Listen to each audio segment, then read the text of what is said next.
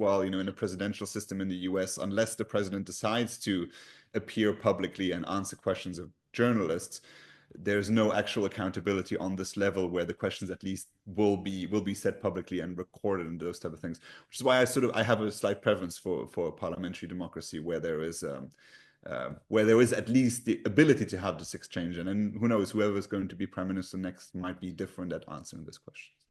Well, we shall see. I like that you say that because funny enough, I heard you say that to, might have been a David, the gentleman you were speaking to.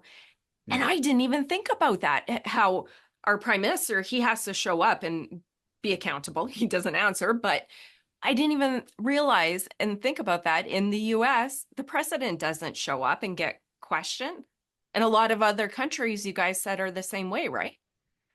Yeah, so I mean, this is the difference between the different systems. I mean, in Germany, you have the chancellor of Germany actually be in the building at the same time. So during the parliamentary sessions, there can be questions asked. The chancellor will give speeches. But for instance, in France, the president never shows up in the National Assembly because he's not even allowed to go there.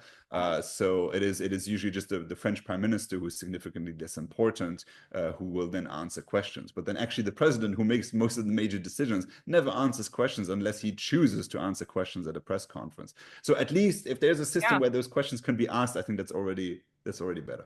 Yeah, I like that. And I'm glad that we shared that here. And maybe that's my bad, but I never actually thought about that. And you're right, it's a plus. At least he has to show up and hear it. So he's involved and he knows the criticisms of what he's doing, right?